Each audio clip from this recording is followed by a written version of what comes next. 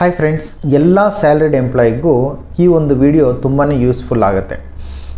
ಏನಪ್ಪ ಅಂದರೆ, ಸೊ ನಿಮ್ಮ ಒಂದು ಸ್ಯಾಲ್ರಿ ಇನ್ಕಮ್ 5 ಲಕ್ಷ ಮೇಲಿದೆಯಾ, ಅಥವಾ ನಿಮ್ಮ ಒಂದು ಸ್ಯಾಲ್ರಿ ಸ್ಲ್ಯಾಬ್ ಬಂದು 20% ಅಥವಾ 30% ಟ್ಯಾಕ್ಸ್ಗೆ ಒಳಪಡುತ್ತಾ? ಹಾಗಾದರೆ ಈ ವಿಡಿಯೋನ ಕಂಪ್ಲೀಟಾಗಿ ನೋಡಿ. ಸೊ ನೀವು ನಿಮ್ಮ ಒಂದು ಸ್ಯಾಲ್ರಿಲಿ ಹೆಚ್ಚು ಟ್ಯಾಕ್ಸ್ನ ಡಿಡಕ್ಷನ್ ಮಾಡೋದಕ್ಕೋಸ್ಕರ ಕೆಲವೊಂದು ಎಕ್ಸ್ಪೆನ್ಸಸ್ ಅಥವಾ ಇನ್ವೆಸ್ಟ್ಮೆಂಟ್ ಮಾಡಿರ್ತೀರ. ಎಕ್ಸಾಂಪಲ್ ಲೈಫ್ ಇನ್ಶೂರೆನ್ಸ್ ಆಗ್ಬೋದು, ಟ್ಯೂಷನ್ ಫೀಸ್ ಆಗ್ಬೋದು, ಅಥವಾ PPF ಆಗ್ಬೋದು. ಈ ಥರ ಕೆಲವೊಂದು ಇನ್ಸ್ಟ್ರೂಮೆಂಟ್ ಅಥವಾ ಪ್ರಾಡಕ್ಟ್ನ ನೀವು ಪರ್ಚೇಸ್ ಮಾಡಿರ್ತೀರ, ಅಲ್ಲ ಎಕ್ಸ್ಪೆನ್ಸಸ್ ಮಾಡಿರ್ತೀರ. ಅದ್ರ ಮೇಲೆ ನೀವು TDS ಅಮೌಂಟ್ನ ಕಟ್ ಮಾಡೋದನ್ನು ಕಡಿಮೆ ಮಾಡ್ಕೊಂಡಿರ್ತೀರ. ಅಂದರೆ ನೀವು ಟ್ಯಾಕ್ಸ್ ಸೇವಿಂಗ್ನ ಮಾಡ್ತಾಯಿದ್ದೀರಾ ಅಂತ. ಸೊ ಇದರಲ್ಲಿ ಎಲ್ಲ ಸ್ಯಾಲ್ರಿಡ್ ಎಂಪ್ಲಾಯಿನೂ ಅವರವರ ಐಡಿಯಾಗೆ ತಕ್ಕಂತೆ ಕೆಲವೊಂದು ಇನ್ವೆಸ್ಟ್ಮೆಂಟ್ ಅಥವಾ ಎಕ್ಸ್ಪೆನ್ಸಸ್ ಪ್ಲ್ಯಾನ್ನ ತೋರಿಸಿ ಟ್ಯಾಕ್ಸ್ ಸೇವಿಂಗ್ ಮಾಡ್ತಾರೆ. ಸರ್, ಯಾವುದು ಮಾಡಿದ್ರೆ ಬೆಸ್ಟು, ಅಂದರೆ ನಿಮಗೆ ಯಾವುದು ಮಾಡಿದ್ರೆ ಬೆಟರ್, ಜಾಸ್ತಿ ನಿಮಗೆ ಬೆನಿಫಿಟ್ ಆಗುತ್ತೆ ಅನ್ನೋದನ್ನು ನಾನು ಈ ವಿಡಿಯೋದಲ್ಲೇ ತಿಳಿಸ್ಕೊಡ್ತೀನಿ. ಪ್ರತಿಯೊಂದು ಸ್ಯಾಲ್ರಿಡ್ ಎಂಪ್ಲಾಯಿ ಟ್ಯಾಕ್ಸ್ ಸೇವಿಂಗ್ ಪ್ಲ್ಯಾನ್ನ ಆಬ್ಜೆಕ್ಟಿವ್ ಏನಾಗಿರಬೇಕಂತಂದರೆ, ನಂಬರ್ 1 ಬಂದು ಟ್ಯಾಕ್ಸ್ ಸೇವಿಂಗ್ ಆಗಿರಬೇಕು. ಎರಡನೇದು ಬಂದು ವೆಲ್ತ್ ಮ್ಯಾನೇಜ್ಮೆಂಟ್ ಆಗಿರಬೇಕು. ಅಂದರೆ ನಿಮ್ಮ ಒಂದು ಆಸ್ತಿನ ಕರೆಕ್ಟಾಗಿ ಮ್ಯಾನೇಜ್ ಮಾಡುವಂಥ ಒಂದು ಪ್ಲ್ಯಾನಲ್ಲಿ ನೀವು ಇರಬೇಕು.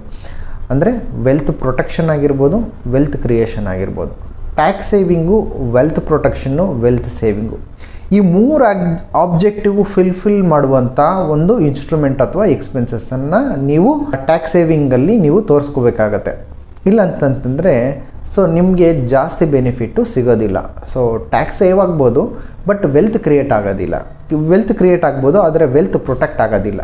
ಈ ರೀತಿ 3 ಆಬ್ಜೆಕ್ಟಿವು ಗಮನದಲ್ಲಿಟ್ಕೊಂಡು ನೀವು ಇನ್ವೆಸ್ಟ್ಮೆಂಟ್ ಪ್ಲ್ಯಾನ್ ಮಾಡಬೇಕಾಗತ್ತೆ. ಸೊ ಫಸ್ಟ್ನೇದಾಗಿ ವೆಲ್ತ್ ಪ್ರೊಟೆಕ್ಷನ್ ಬಗ್ಗೆ ಮಾತಾಡೋಣ.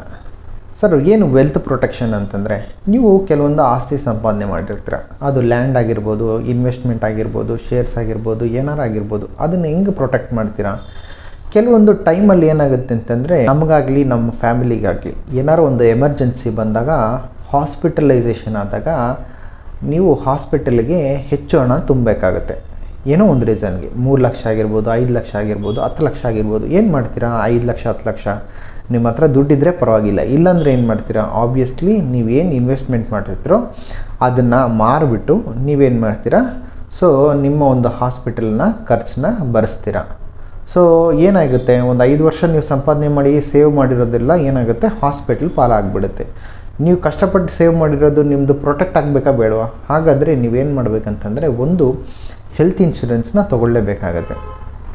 ಹೆಲ್ತ್ ಇನ್ಶೂರೆನ್ಸು ಅಂದರೆ ನಿಮ್ಮ ಫ್ಯಾಮಿಲಿಗೆ ಮತ್ತು ನಿಮ್ಮ ಡಿಪೆಂಡೆಂಟ್ ಪೇರೆಂಟ್ಸ್ಗೆ ಅವ್ರ ಮೇಲೆ ಕಂಪಲ್ಸರಿಯಾಗಿ ನೀವೊಂದು ಹೆಲ್ತ್ ಇನ್ಶೂರೆನ್ಸ್ನ ತೊಗೊಳ್ಳೇಬೇಕಾಗತ್ತೆ. ಇದು ಏನು ಮಾಡುತ್ತೆ ಅಂತಂದರೆ, ಕೆಲವೊಂದು ಕಷ್ಟ ಕಾಲದಲ್ಲಿ ನಿಮಗೆ ಸೊ ಏನಾರ ಹಾಸ್ಪಿಟಲ್ ಎಮರ್ಜೆನ್ಸಿ ಬಂದಾಗ ನೀವು ಖರ್ಚು ಮಾಡಬೇಕಾಗಿರೋದಿಲ್ಲ, ನಿಮ್ಮ ಪರವಾಗಿ ಇನ್ಶೂರೆನ್ಸ್ ಕಂಪ್ನಿ ಖರ್ಚು ಮಾಡುತ್ತೆ. ಸೊ ಯಾವ ಪ್ಲ್ಯಾನ್ನ ತೊಗೋಬೇಕು, ಯಾವುದನ್ನು ತೊಗೋಬೇಕು ಅನ್ನೋದನ್ನು ನಾನು ಬೇರೆ ಒಂದು ಸಪ್ರೇಟ್ ವಿಡಿಯೋ ಹಾಕ್ತೀನಿ. ಅದರಲ್ಲಿ ನೀವು ನೋಡಿ ಬೆನಿಫಿಟ್ ತೊಗೊಳ್ಳಿ, ಅಥವಾ ನೀವು ಚೂಸ್ ಮಾಡ್ಕೊಳ್ಳಿ ಯಾವ ಪ್ಲ್ಯಾನ್ ಬೇಕು ಅನ್ನೋದನ್ನು. ಓಕೆ, ಹೆಲ್ತ್ ಇನ್ಶೂರೆನ್ಸ್ ಅನ್ನೋದು ಕಂಪಲ್ಸರಿ ನಿಮ್ಮ ಫ್ಯಾಮಿಲಿಗೆ ಮತ್ತು ಪೇರೆಂಟ್ಸ್ ಮೇಲೆ. ಸೊ ಕಡಿಮೆ ಅಂದ್ರೂ ಒಂದು 5 ಲಕ್ಷದವರೆಗೂ ನೀವು ಇನ್ಶೂರೆನ್ಸ್ನ ತೊಗೋಬೇಕಾಗತ್ತೆ. ನಂಬರ್ 2ನೇದು ಬಂದು ಲೈಫ್ ಇನ್ಶೂರೆನ್ಸ್. ಲೈಫ್ ಇನ್ಶೂರೆನ್ಸಲ್ಲಿ ಸುಮಾರು ಪ್ರಾಡಕ್ಟ್ಸ್ ಇರುತ್ತೆ. ಸರ್, ಅದರಲ್ಲಿ ಯಾವುದು ಬೆಸ್ಟ್ ಅಂತಂದರೆ, ಒಂದು ಟರ್ಮ್ ಇನ್ಶೂರೆನ್ಸು. ಇದು ಕಂಪಲ್ಸರಿ. ಒಂದು ಫ್ಯಾಮಿಲಿಲಿ ಒಬ್ಬ ಪರ್ಸನ್ನು ಎಂಪ್ಲಾಯ್ ಆಗಿದ್ದಾನೆ, ಅವ್ರ ಫ್ಯಾಮಿಲಿ ಎಲ್ಲ ಅವರ ಇನ್ಕಮ್ ಮೇಲೆ ಡಿಪೆಂಡ್ ಆಗಿದೆ ಅಂತಂದರೆ, ಸೊ ಖಂಡಿತವಾಗ್ಲೂ ಲೈಫ್ ಇನ್ಶೂರೆನ್ಸ್ ಅನ್ನೋದು ಕಂಪಲ್ಸರಿ ತೊಗೊಳ್ಳೇಬೇಕಾಗತ್ತೆ.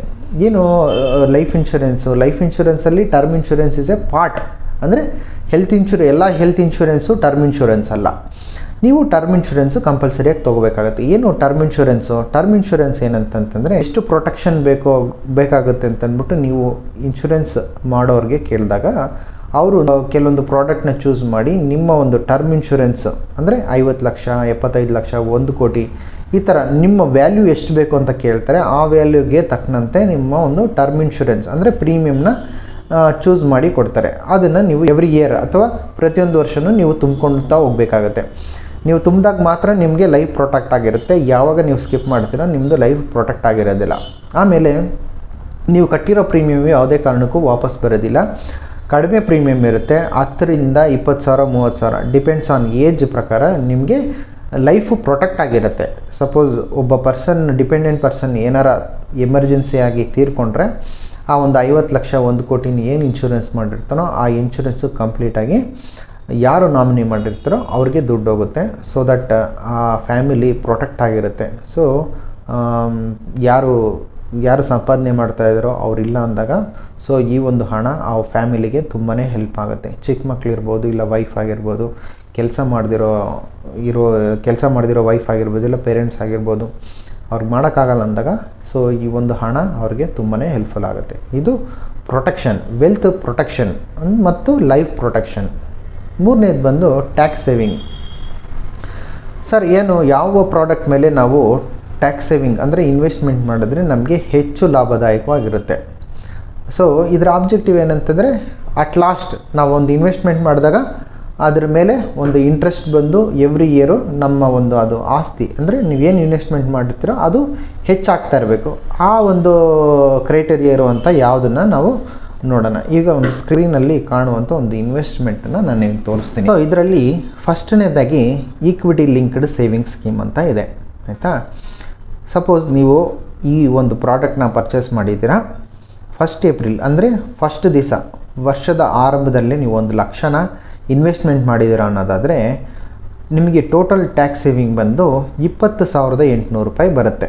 ಅಂದರೆ ಅಷ್ಟು ಸೇವ್ ಆಗುತ್ತೆ 20% ಸ್ಲ್ಯಾಬಲ್ಲಿದ್ದರೆ. 30% ಸ್ಲ್ಯಾಬಲ್ಲಿದ್ದರೆ 31,200 ರೂಪಾಯಿ ನಿಮಗೆ ಸೇವ್ ಆಗುತ್ತೆ, ಆಯಿತಾ.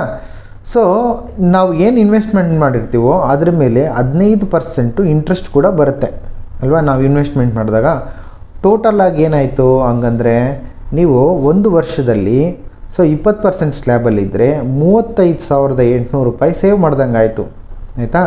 ಆಮೇಲೆ 30% ಸ್ಲ್ಯಾಬಲ್ಲಿದ್ದಾಗ 46,200 ರೂಪಾಯಿ ನೀವು ಸೇವ್ ಮಾಡ್ದಂಗೆ ಆಯಿತು. ಅದೇ ಥರ ಯೂಲಿಪ್ ಪ್ರಾಡಕ್ಟ್ ಇದೆ, ನ್ಯಾಷನಲ್ ಪೆನ್ಷನ್ ಸ್ಕೀಮ್ ಇದೆ, ಎಂಪ್ಲಾಯೀಸ್ ಆ ಥರ ಕೆಲವೊಂದು ಪ್ರಾಡಕ್ಟ್ಸ್ ಇದೆ. ಸೊ ನಾವು ಇದು ಇಲಿಸ್ಟ್ರೇಟಿವ್ ಪರ್ಪಸ್ ಆಗಿ 1 ಲಕ್ಷ ಎಲ್ಲದರಲ್ಲೂ ನಾನು ತೊಗೊಂಡಿದ್ದೀನಿ. ಇದರಲ್ಲಿ ನೀವು ಯಾವುದು ಚೂಸ್ ಮಾಡಬೇಕಂದ್ರೆ ಯಾವುದು ಜಾಸ್ತಿ ನಿಮಗೆ ವೆಲ್ತ್ ಕ್ರಿಯೇಟ್ ಆಗುತ್ತೋ ಅಂಥ ಪ್ರಾಡಕ್ಟ್ ಮೇಲೆ ಫಸ್ಟ್ ಪ್ರಿಫರೆನ್ಸ್ ಕೊಡಬೇಕಾಗತ್ತೆ. ಬೇರೆ ಪ್ರಾಡಕ್ಟ್ ತೊಗೋಬಾರ್ದು ಅನ್ನೋದಲ್ಲ, ಯಾವಾಗಲೂ ನಿಮ್ಮ ಪ್ರಿಫರೆನ್ಸ್ ಯಾವುದು ಇರಬೇಕಂತಂದರೆ ನಿಮ್ಮ ವೆಲ್ತನ್ನು ಯಾವುದು ಜಾಸ್ತಿ ಮಾಡುತ್ತೋ ಅದನ್ನು ನೀವು ತೊಗೋಬೇಕಾಗತ್ತೆ. ನಿಮ್ಮ ವೆಲ್ತನ್ನ ಹೆಚ್ಚು ಮಾಡ್ಕೋಬೋದು. ಸೊ ಹೀಗಾಗಿ ಒಬ್ಬ ಸ್ಯಾಲ್ರಿ ಎಂಪ್ಲಾಯಿ ತಮ್ಮ ಇನ್ವೆಸ್ಟ್ಮೆಂಟ್ ಮೇಲೆ ಮ್ಯಾಕ್ಸಿಮಮ್ ಬೆನಿಫಿಟ್ನ ತೊಗೋಬೋದು. ಸೊ ನೀವೇನು ಹೆಲ್ತ್ ಇನ್ಶೂರೆನ್ಸ್ ಮಾಡಿರ್ತೀರ ಅದ್ರ ಮೇಲೆ ನಿಮಗೆ ಟ್ಯಾಕ್ಸ್ ಕ್ಲೈಮ್ ಸಿಗುತ್ತೆ. ಸಪೋಸ್ ಒಂದು 10-15 ಸಾವಿರ ನೀವು ಪೇಮೆಂಟ್ ಮಾಡಿದ್ರೆ ಅದ್ರ ಮೇಲೆ 30% ಸ್ಲ್ಯಾಬಲ್ಲಿದ್ದಾಗ ಸೊ ಅದ್ರ ಪ್ರಕಾರ ನಿಮಗೆ ಟ್ಯಾಕ್ಸ್ ಬೆನಿಫಿಟ್ ಸಿಗುತ್ತೆ. 80 ಅಂಡರ್ ಸೆಕ್ಷನ್ 80D ಪ್ರತಿಯೊಬ್ಬರು ಒಂದು ಟರ್ಮ್ ಇನ್ಶೂರೆನ್ಸು, ಹೆಲ್ತ್ ಇನ್ಶೂರೆನ್ಸು, ಆಮೇಲೆ ಈ ಥರ ಇನ್ವೆಸ್ಟ್ಮೆಂಟ್ ಪ್ಲ್ಯಾನ್ ಮಾಡ್ಕೊಳ್ಳಿ, ನಿಮಗೆ ಹೆಚ್ಚು ಲಾಭದಾಯಕವಾಗಿರುತ್ತೆ. ಸರ್ ಇದು ನೀವೇನು ಒಂದು ಗೈಡ್ ಮಾಡ್ತೀರಾ ಅದು ಎಲ್ಲರಿಗೂ ಅಪ್ಲಿಕೇಬಲ್ ಆಗುತ್ತಾ? ಹೌದು ಸರ್, ಎಲ್ಲರಿಗೂ ಅಪ್ಲಿಕೇಬಲ್ ಆಗುತ್ತೆ. ಕೆಲವೊಬ್ಬ ಸ್ಯಾಲರಿಡ್ ಎಂಪ್ಲಾಯೀಸ್ಗೆ ಕೆಲವೊಂದು ಕಸ್ಟಮೈಸೇಷನ್ ಬೇಕಾಗುತ್ತೆ. ಸೊ ಅವ್ರಿಗೆ ಬೇರೆ ಸೋರ್ಸ್ ಆಫ್ ಇನ್ಕಮ್ಮು ಇರುತ್ತೆ, ಬಿಸ್ನೆಸ್ಸು ಇರುತ್ತೆ. ಹಾಗಾಗಿ ಕೆಲವೊಂದು ಕಸ್ಟಮೈಸೇಷನ್ ಸೊಲ್ಯೂಷನ್ಸ್ನ ನಾವು ಅವ್ರಿಗೆ ಕೊಡಬೇಕಾಗತ್ತೆ. ಅಂಥ ವ್ಯಕ್ತಿಗಳು ನನ್ನನ್ನು ಸಂಪರ್ಕಿಸ್ಬೋದು. ಖಂಡಿತವಾಗ್ಲೂ ನಾನು ಅವ್ರಿಗೆ ಹೆಲ್ಪ್ ಮಾಡ್ತೀನಿ. Thank you.